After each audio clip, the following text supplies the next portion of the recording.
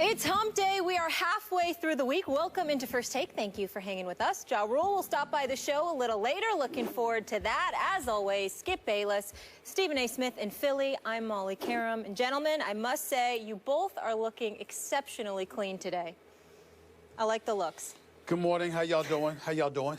You know, at least Molly could pick a side just one day. I don't care. You pick his side. Just say one of us looks better than the other. I'm good. I'll do it. You look better than I look today. I give you that. Whatever. Way to go. Whatever. I was trying to be nice, and it was the truth. You're trying to. GQ might call today. Yeah, you're trying to fence ride. Whatever. Yeah. Whatever. How are you, Stephen A.? I'm doing all right. Let's roll. Let's roll. Let's go. All right. Another rough night for the Lakers. We just heard Kobe's frustration after the Nuggets handed the Lakers their fourth straight loss to open the season. Stephen A., can Kobe turn it around? I don't think so.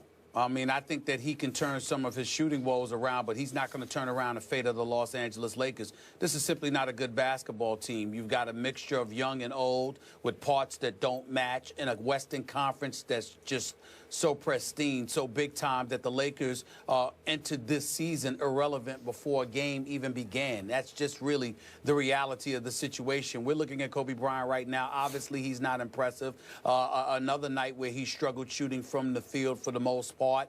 It wasn't 31%, but it is what it is. 31% shooting coming in the last night from the field, 20% shooting from three-point range. He's Kobe Bryant. I have to believe that ultimately he'll get himself going in terms of actually making more shots, because it's not like he's being on lockdown and can't get off of his own shot. But in the end, this is the game of basketball, Skip Bayless, and what we have to take into account is the level of talent that is playing alongside him.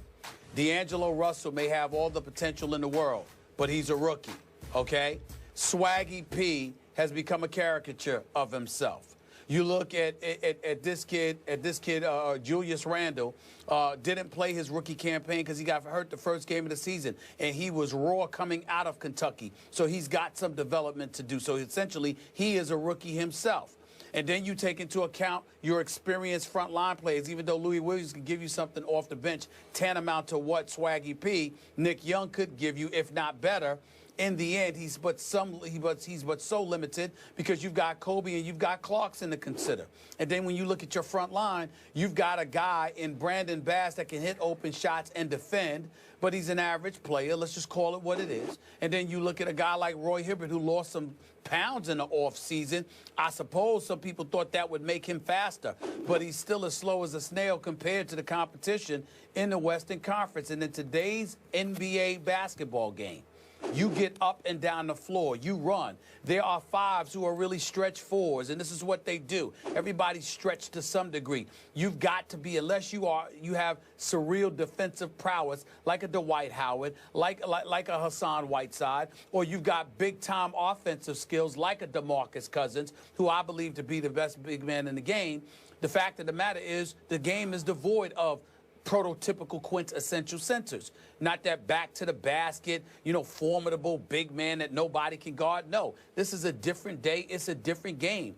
And Roy Hibbert seems outdated in today's game. So when you take all of those things into consideration and then you couple it with the dysfunctionality that is the Los Angeles Lakers, with a boss in Jeannie Buss who refuses to fire her brother, who refuses to push this franchise in a forward direction by recognizing he needs to go, there's no way Kobe can overcome all of that. He's only human, and on top of that, he's 37 years of age. He ain't what he used to be. He's not the young lion that can carry this franchise on his back anymore.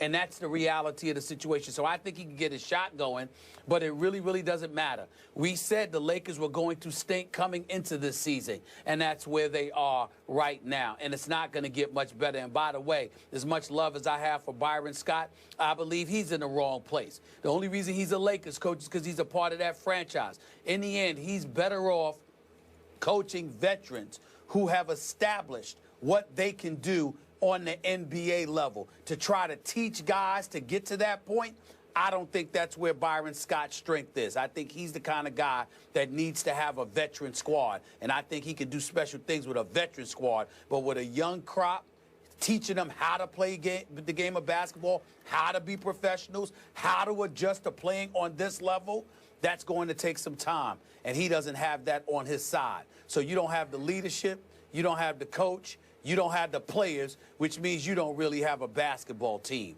They just call them the Lakers. Okay, but for the sake of this question that I find pretty distasteful because it's very difficult to deal with, because I know you're a Kobe fan, and believe me, I am too. Yes. I don't want to talk about lack of supporting cast. I don't want to talk about Byron Scott. I don't want to throw Jim under the bus again and again. We know all that. We get all that. This is about Kobe, and I think I hear you saying that you're at least seeing the beginning of the end of Kobe Bryant. Is that fair to say this morning? Well, I think it's fair to say because he refuses to leave the Lakers, Skip, which is why I brought all of those other things up. If he was playing on a quality basketball team with quality players, I think that this is nothing more than a shooting slump. But with the Lakers, when you don't have anything to work with, I think it's worse than that because you're on the Lakers. I'm not sure about that. Back to Molly's original question, can he turn this around? Yeah, obviously he can turn his shooting around a little, but I don't think he can turn his game around a whole lot. I think that best case scenario that we're going to see Kobe Bryant, if he does, quote unquote, turn it around, still be a shell of his former Black Mamba self. I'm now convinced we're never going to see that guy again. Not after 2 debilitating major injuries and surgeries that he's been through at his advanced age, and we've talked all about how many games he's played, 20th NBA season. I'm sorry, I'm seeing a guy who just realized and was shocked by the fact that Father Time has tapped him on the shoulder. And I never thought I'd see Kobe Bryant lose his confidence, but Stephen A., I know it's only 4 games in, but I watched last night. He just looked shell-shocked. He looked like a guy who's looking down at his body saying, go, you know, come with me. Come, and the body won't go with the spirit, won't go with the heart, won't go with the guts anymore. And Kobe's just reduced to a spot-up shooter who has completely lost his confidence. Do you realize that last night, Kobe Bean Bryant shot 3 air balls? 3. He shot 2 air balls on 3-point shots and 1 on a mid-range jump shot. How embarrassing, how humiliating was that for one of the all-time greatest players? I think we both agree he's in our top 10 all-time. Look, I'm seeing the beginning of the end, and I don't enjoy this, but that's what I saw last night. I saw a guy who can't even, to me, I'm sorry, I can't see him playing another year after this one. You make your case about could he go elsewhere? I don't know, maybe be rejuvenated by playing with a really good team or another superstar. I hope you're right about that. That's not the guy I saw last night. And Stephen A. That's fair. Late in the game, there was a play that caught my eye. It wasn't the deciding play of the game, but it was still, the game was still hanging in the balance. It was 2:18 left. Gallinari had the basketball over on the wing, and somebody came to pick for him, and he waved off the screen. Like, I don't need the screen. I got Kobe on me. I don't need you to pick Kobe. I can take Kobe. And I thought it was a little bit of a cheap foul. Kobe sort of bodied him, held him a little bit, but I wouldn't have called the foul, but Gallinari went up and banked it in. 3-point play, and that was the final nail in that coffin. That was the end of that game. So they lost to Denver at home. And I do, like you keep saying, D'Angelo's got talent, and he's got future and potential, blah, blah, blah. I don't see it. That was not the second pick in the draft. So to your point, the bigger picture, look, like you said, they had bigger plans. They had a plan A to get a big man, and they didn't get a big man. The plan B should have been to take Jahlil Okafor with the second pick in the draft. I think it would have helped things. Yep. It would have sped your recovery a little bit. We've already seen nice flashes from Jahlil with the Sixers. He can play. I don't know if D'Angelo can play. Do you realize he doesn't play in the fourth quarter? He played 0 minutes in the fourth quarter last night, matched up against a Moutier, who didn't have a great game, but he had 12 points and 10 assists. He's better than D'Angelo Russell. D'Angelo's averaging in the fourth quarter 2.8 minutes through the first 4 games. So Byron's just saying, you're not ready for prime time, young man. You know, I'm going to keep you over here by me until you learn the game. And if you want to make the point, he will learn it. I'm sorry, I didn't see it at Ohio State. Didn't see it in the NCAA postseason. I don't see it now. Not the second pick in the draft. Let's keep in mind, even though he didn't have a good shooting performance, no question about that, Louis Williams did have 24 points. He hit 16 of 19 from the field, from the free throw line, I'm sorry. And you got to remember, Skip, that he's the guy. He can play that point guard spot. Even though he's not really a point, he's a scorer. So if you're the Los Angeles Lakers and you're usually operating from a deficit, you don't need a point guard to come in there and run your team. You need guards who can put the ball in the hole, which is more Louis Williams than D'Angelo Russell. And since the Lakers are operating on a deficit each of these 4 games in the fourth quarter, I can understand why D'Angelo Russell's minutes are limited to some degree, because you're not asking him to run the team at that point. You're looking for somebody to erase a deficit and put the ball in the hole. Now back to Kobe. I do believe there's some dissipated level of skill. That's undeniable. Father Time seems to be catching up rapidly. Like I told you, it doesn't sneak up on you. It's just like, boom, it just arrives, you know, at a moment's notice. And all of a sudden you wake up one day and you're just not what you used to be. We understand that. But the flip side, Skip, allow me to bring up Michael Jordan in this respect. Okay? And can somebody get that music out my ear, please? I'd appreciate it. I'm talking. Here's the deal. When you're talking about Kobe Bryant, do you remember Michael Jordan, Skip, when he was with the Wizards? Yep. He clearly wasn't the Michael Jordan that was with the Bulls.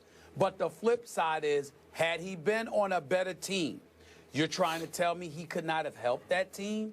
Of course he could have, because he's MJ and he knows what to do. And even though he wasn't himself, he was still good enough and better than most to be able to help if he had had a team around him. The problem is he was being asked to carry a hefty load.